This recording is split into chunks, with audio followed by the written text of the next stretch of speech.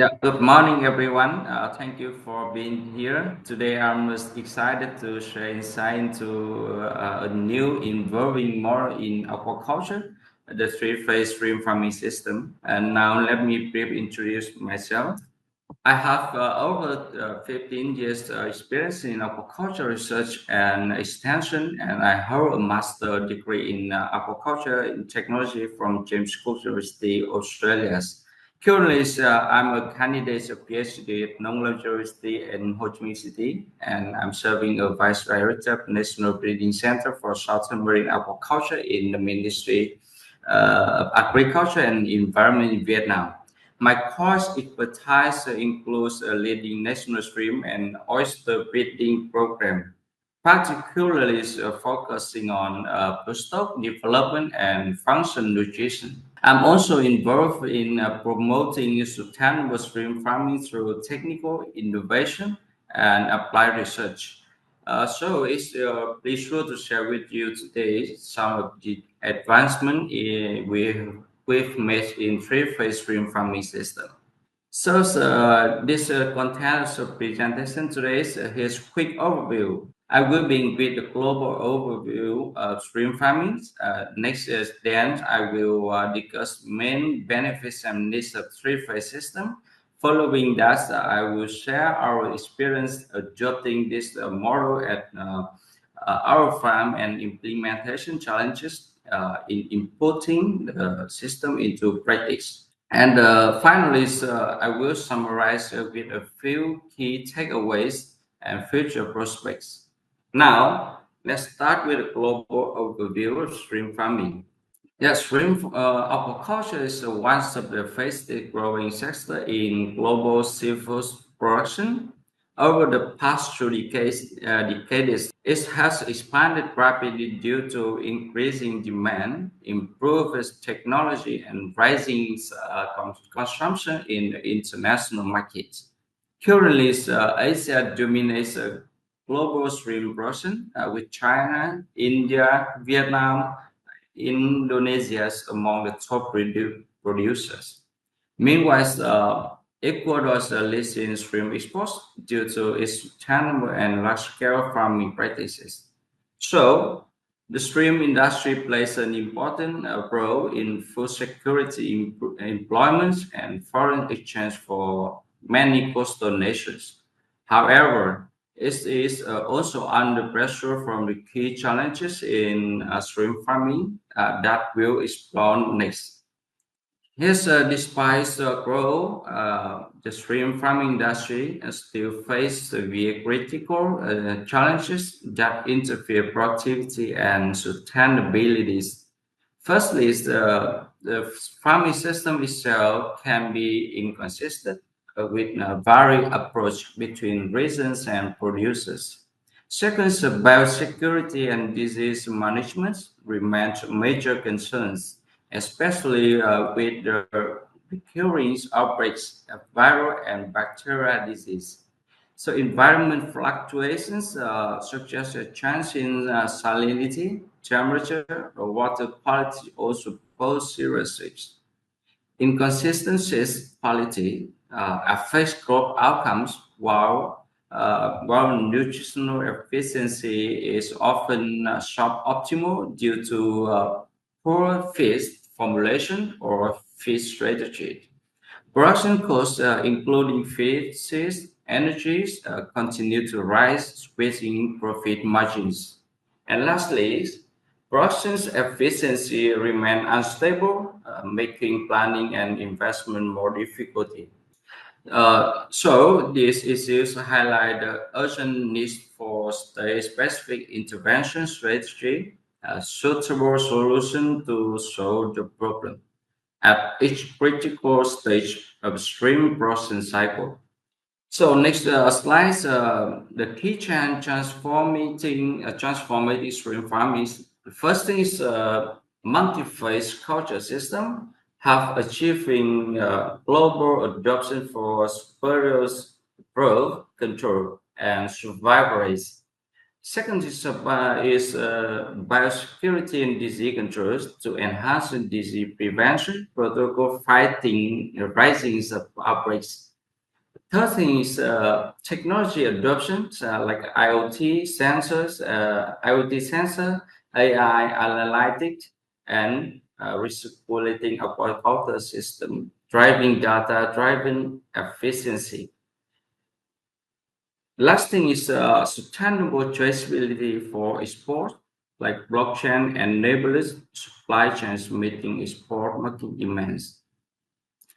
Next slide is the key benefits of the three-phase system. The slide compare a three-phase system with the traditional model. In the traditional approach, post-larvae are directly stocked into large grow-out ponds and grow to market size. The single-step method may be simple, but it often results in low survival, higher disease risk, and unstable growth. So in contrast, three-phase system separates the production cycle into three controller stages. For phase one, nurseries, post larvae are firstly grown into juveniles, typically reaching zero point 0.3 to 1 gram in specialized facilities. This stage allows for close monitoring and stronger early stage development. And in the phase two transition, juveniles are transferred to transition ponds where they grow to 100 to 200 shrimp per kilogram. This step helps standardize size and strengthen shrimp before grow out. And go to phase three, grow out. In the final phase, shrimp are stocked into production ponds and grow to market size. So by this stage, they are more robust, resulting in better growth performance and survival. This phase approach offers greater control, enhanced biosecurity, and more efficient use of resources, leading to higher productivity and profitability. So let's now look at the key benefits and consideration of the three-phase shrimp farming system in next slide. The first thing is survival rate. Cryo transfer through nursery, transition, and grow out phases reduce stress and mortality, leading to higher survival and growth rates than a traditional system. Second is optimize FCRs. The healthier stream in controlled stages use feed more efficiently, lowering feed per kilogram and cutting costs. Third is efficiency and predictability. Better control growth phase enable consistent harvest timing, size, and output. Disease control, stage separation limits the disease spread and allows early detection and target response. About resource use, phase-specific system optimize use of the water, feed, energy, and boosting sustainability and profits. Infrastructure needs. The system need additional facility like nursery and transition ponds, requiring a carefully set up. And last thing is about industry investment. Also, industry investment costs are higher, but the gains in survival growth have balanced them over time. So overall, I think the three-phase model provides a more controlled, resilience, and productive farming system, especially very important in the face of climate variability and disease pressure. Now, let's look at how the three-phase system optimize the growth condition. These slides show how a three-phase farming system improves growth and survival over traditional methods. In the three-phase model, post-larvae start in the controlled nursery, where they receive target care during their most sensitive stage, boosting survival rate to 70 to 90%. This design transition also support faster growth, improving rates by 20 to 30%. In contrast, Traditional farming stock post larvae directly into grow-out ponds, exposing them early to stress and disease. So this often results in lower survival, 40 to 60%, and slower, less predictable growth. So overall, the three-phase models offer clear biological benefits through state-specific management and better control. And now move to the optimized fish conversion ratio. So one key advantage of a three-phase system is improved fish conversion efficiency. Fish is customized for each stage, post-larvae, juvenile, and grow out, which enhance digestion and nutrition use. This results in a lower FCR, typically between zero point 0.2 and zero point 0.5, as shown in the images. Pili size and formulation match the streams needs at each phase. In contrast, traditional systems use uniform fish strategies, often leading to more waste and a higher FCR from zero point 0.5 to 2. So, by customizing feed across production phases, three-phase model not only reduces cost but also minimizes environmental impact through improved feed use. Let's look at how the three-phase system improve disease management. So disease management is a major challenge in shrimp farming, and the three-phase system offer a clear advantage. By separating shrimp into nursery, transition, and grow-out phases, the system have a contained disease within each stage. This separates reduce pathogen spread and allow for a faster response with the quarantine and biosecurity measures. So in contrast, traditional system stop post-larvae directly into grow-out ponds, exposing them early to stress and pathogens, increasing disease rate. So as shown in image, shrimp are sensitive to disease like AHPND, white spot virus, yellow head virus, and EHP disease now. The structure setup of the three-phase system make early detection and control much more effective.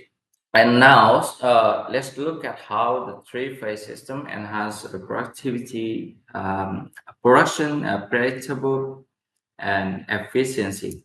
So the one key advantage of three-phase system is improved production, predictability, and efficiency.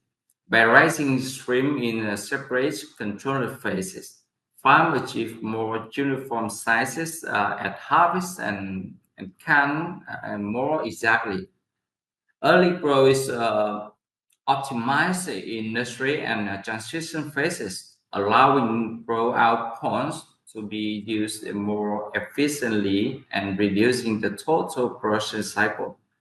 In contrast, the traditional system often face the size variety and unpredictable harvest, as post-larvae as exposed to variable grow-out conditions from the start. Overall, three-phase model supports better planning, a quicker cycle, and a more reliable performance. Now we'll look at how three-phase system enhance the resources use. In the three-phase system, space, water, and fish are used more efficiently by optimizing conditions at each stage. This improve performance and reduce waste. In contrast, traditional systems stock post-larvae directly into grow ponds, so making precise feed water management difficult, often causing overfeeding and higher resource use. So overall, three-phase models support more sustainable and cost-effective farming, especially as input price increase. So now move to the number three, contains the key needs of the three-phase system. A three-phase system brings clear advantage in survival, growth, and efficiency. But to achieve these benefits, the key requirements are essential. Next, we'll outline the core needs and how they differ from traditional system, helping you understand what's needed to adopt or expand this model successfully. So here's a key requirement for successfully three-phase system. First thing is infrastructure requirements. This include proper wiring, transformer, and load balancing equipment to ensure efficient and reliable power flow. The second thing is in initial investment. Whilst the initial costs are higher, the long-term gains in efficiency and stability often outweigh the startup expense. Third thing is technical expertise. Worker need to solid understanding of the phase balancing, troubleshooting, and safety to operate the system effectively. So this is essential for effective implementation. Let's now look at how they apply in practice. Let's take a look at the infrastructure difference between three-phase and traditional system, particularly during industry phase. Three-phase system requires more complex facility like climate control, automatic feeders, separate growth zones designed for optimal care and scalability.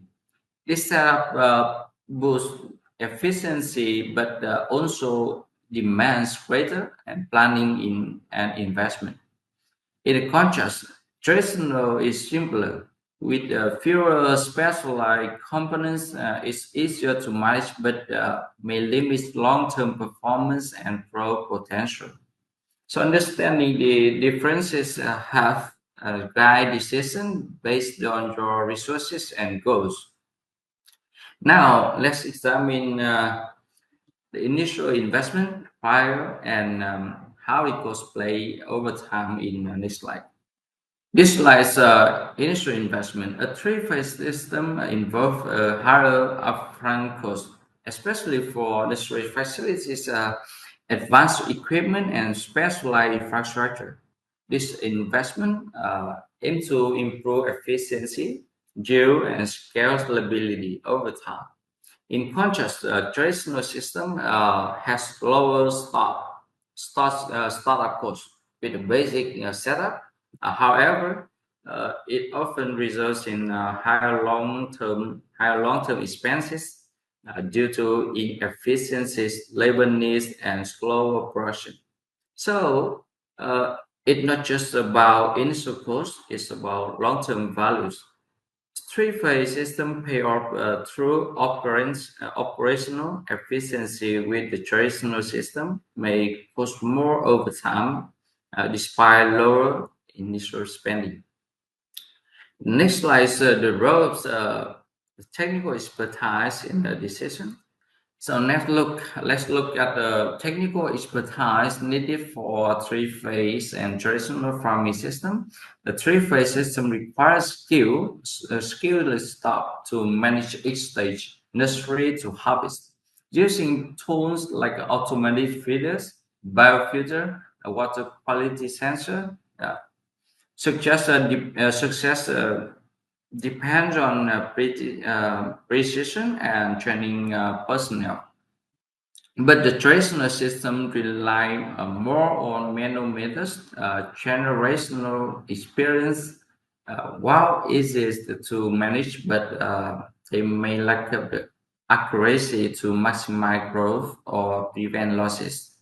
So choosing between system depends your team skills and your future demands. Three-phase offer better control and output, but need expertise, while traditional system is simpler but less scalable.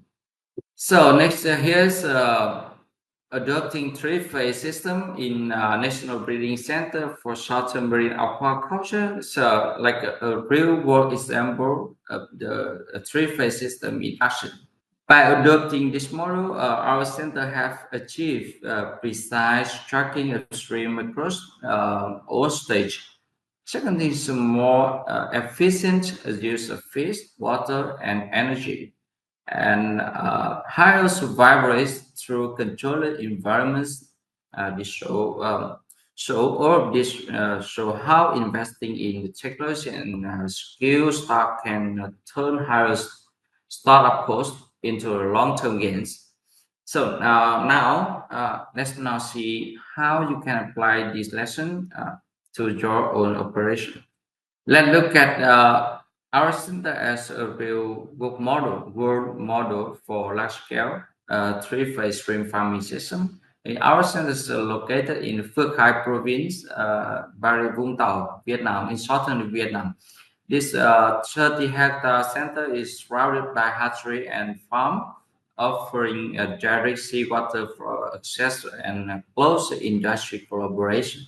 These sites include dedicated hatcheries and canvas pond that support all farming phase. For shrimp, 10 hectare are used for shrimp farming, specialized for three-phase system, with 5 hectare for water treatment and 5 hectare for culture with 30 ponds from 500 to 2,000 square meter each. So next, we highlight the key outcomes and challenge and we've experienced with this setup. The current challenge in shrimp farming at our center now, despite its advanced infrastructure, my farm is faces significant challenges in shrimp farming that need urgent solution to solve it. So let's examine the critical pain points. First thing is disease outbreak. That's the biggest problem at the moment. The rising frequency of the ESP and AHPNDs is devastating now. AHPNDs normally is whipping out entire ponds, and ESP it to stunted growth and severe size variation, crippling harvest uniformities. And the second thing is production risk. This disease translates to high risk and unstable use, threatening both food security and economic variability, raising the cost at the moment. The farmer now face skyrocketing expenses for health management and water treatment to prevent the pathogen. This temporary solution for this that aren't sustainable. This, number four is systematic vulnerabilities. That's a root issue? No. The traditional system lack of resilience. We also need smarter phase approach to break the cycle. So let's explore how our standard three-phase stream farming system has been strategically designed to maximize efficiency in three critical areas. In the diagram, water resource management, stream cultures, ponds, or each volume are fundamental pillars of three-phase stream farming model. In our infrastructure, prefer water management through water treatment ponds account for 40 to 50% of total area, presenting our core commitment to water purification, wastewater processing, a closed loop reuse system. The discharge channels accounting for 8 to 10% ensured for environmentally compliant effluent management. Second is the system culturing ponds follow the phase approach. First thing is nursery phase utilize just 1 to 2% of total farm volume, creating an intensive, highly controlled environment for post-larva rearing. Second is the transition phase, expand to 10 to 12 of farm volume as stream develop. Third thing is to grow out phase occupies for 20 to 25% of volume to contain maturing stocks. You can see it in the table here. So the HRs work to support three-phase model, building up to 2 to 4% that efficiently designed to support facilities, including operational, health, and equipment storage. We can see this integrated designs to ensure optimal resource utilization while maintaining a higher standard of biosecurity and environmental stewardship. Let's begin with the phase one. Phase one, initial nurseries, where we stock the healthy PL12 stream development through controllers and high density variants. In this stage, a compact pond size from 500 to 1,000 square meter allow for precise environments and control and efficient monitoring of water quality. And stocking size and post-larvae 12 ensuring they robust enough to thrive in nursery conditions. The intensive stocking density from 1,000 to 3,000 PL per cubic meter maximize space utilization while maintaining optimal grow conditions through aeration and frequent water checks. Nursing duration come from 15 to 20 days, a short but important grow periods to reach the target size for phase two. Yeah, the target size by the end of the phase one, stream weighs over 0.5 gram is ready for next day with the reduced risk to stresses. For this days, we feed stream 4 to 6 times daily with very high nutrition of 45% protein feed to support the rapid early growth. The water quality is maintained through daily to 10 to 20% water exchange, keep the conditions stable and clean. So we also apply the probiotic and promote beneficial bacteria and regularly screen pond bottom to remove waste and reduce disease risk. The nursery phase ensures both growth and survival. So by managing density, time, and feeding, stream enter phase two with healthy and uniform. Is ready for transfer to larger transition ponds where management in adjust for continued performance.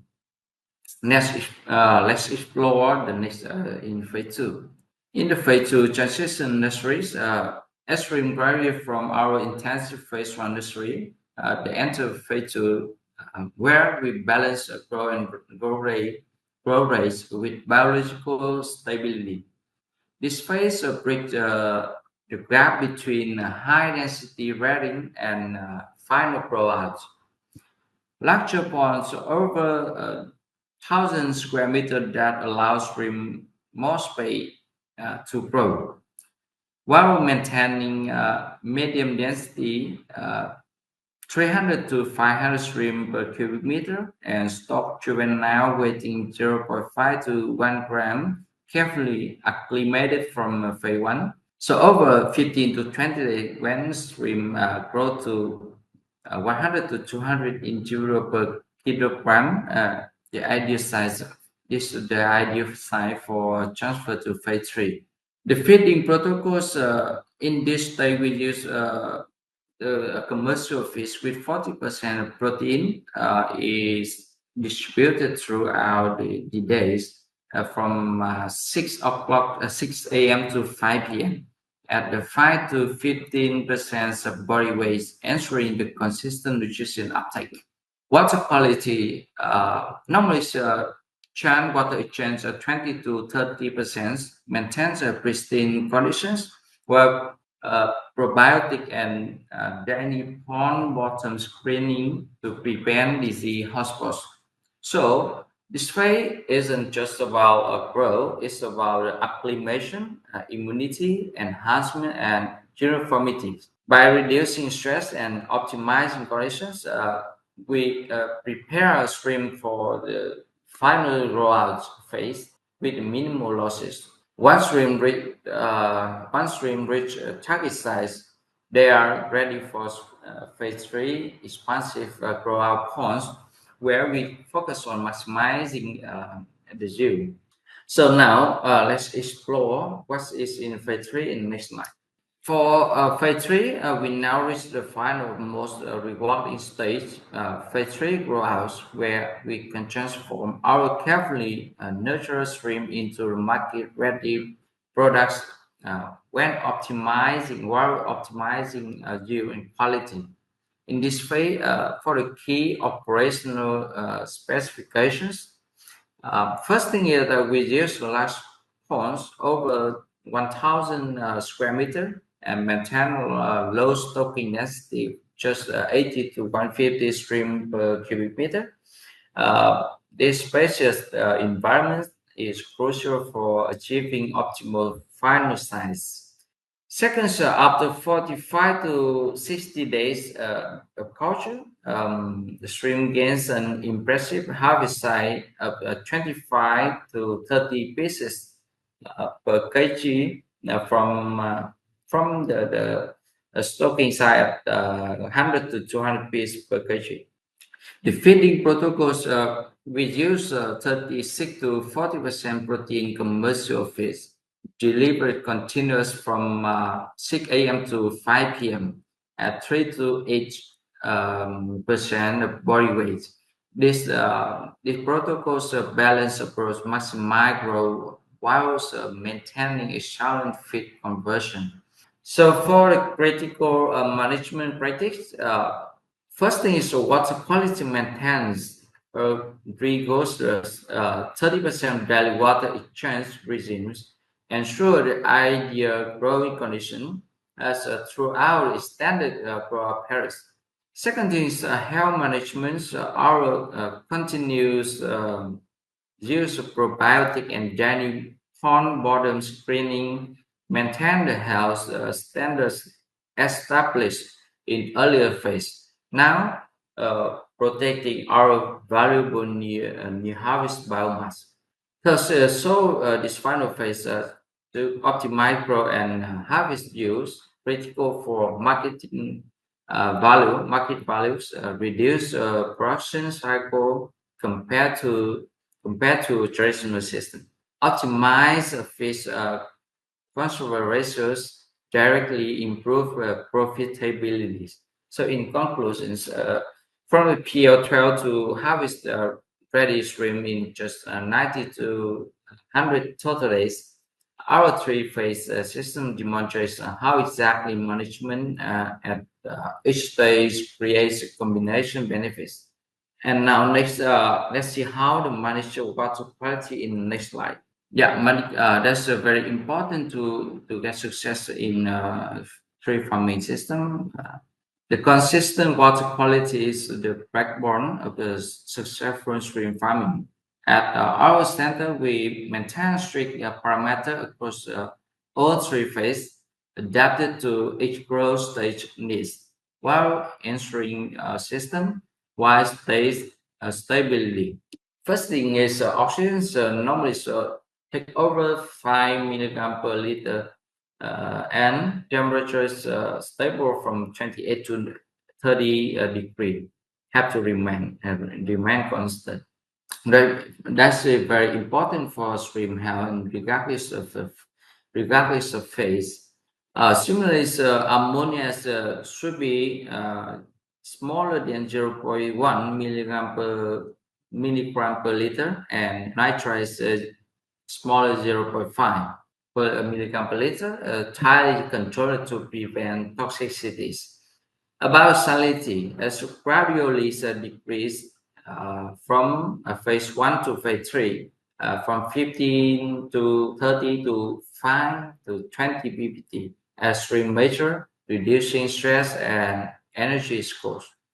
About alkalinity rise in 80 to 180 milligram per liter to buffer pH fluctuation in large ponds, very important. And calcium magnesiums in the table support malting and osmoregulation. So maintaining these parameters require cutting edge monitoring. The table isn't just data, it's a resource for resilience. So by combining solid standards like oxygen with a phase specific adaptation, like salinity, we create optimal connection at every life stage. Now let's just three-phase system adopt in our reviews dramatic improvement across every key performance indicator from survival rates and profitability compared to traditional model. First thing is survival and stocking. Survival rates jump from 50 to 60% to 70 to and 95%. While stock density increased by 40%, that's proof precision and management support both quantity and quality. Second thing is efficiency gains, like FCI improved from around 2 to lows 0.3 and 0.6, meaning less feed wasted, more biomass produced. The size uniformity rising from low to high, a critical factor for market premium. Third thing is risk and output. Disease risk plummet and crop per year double from between 3 to 4 in the three-phase system with 1 and 2 in a traditional system, translating to from 30 to 50 ton per hectare per year in use, and 2 to 3 times increase over traditional system. So the economic impacts, annual profits surge from 35,000 US dollar per hectare with a flexible risk and management compared to 15,000 US dollar with traditional model. So this is an incremental change. It's a complete transformation. The three-phase system turn weakness like a disease, low use into strength, stabilities, and extensibility. So we can change a three-phase system at our farm isn't just a new approach; it's a game changer. So now let's break down the transformative benefits that make the system in the future for sustainable stream farming. So the key benefit of three-phase system is the higher survival rates from 15 to 25%.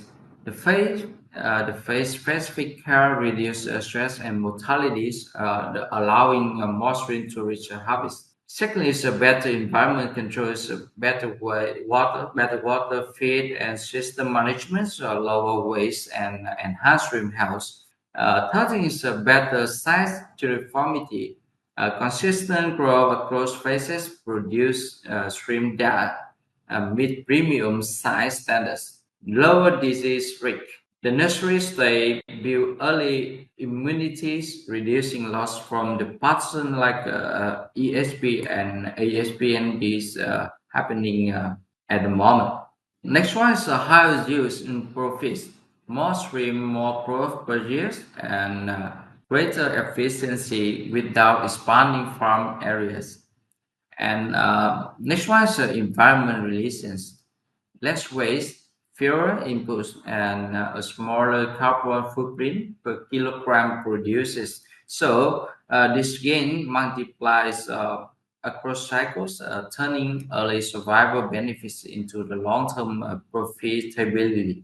So move to the section 5, implementation challenges. While the three-phase system delivers remarkable benefits, adopting the three-phase system presents several key challenges that require careful consideration. So let's examine this obstacle and discuss how it can be addressed.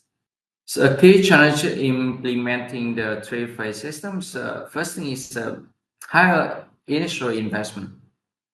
This building industry and transition pond and installing water treatment system require an upfront capital, while long-term returns are promising.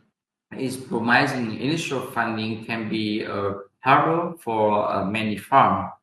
Two, the complex phase management. Each stage and like industry transition rollout needs specific protocol and close monitoring. This increase workloads and require carefully planning to ensure a smooth and progression. Three is limited automation but high tech potential. The most farms still rely on a manual monitoring for feeding and water quality. However, this gap creates a room for innovation with IoT and AI-based tools enable more efficient tech-driven farming at the moment. The number four is transition risk. Moving from traditional to phase farming involving a learning curve.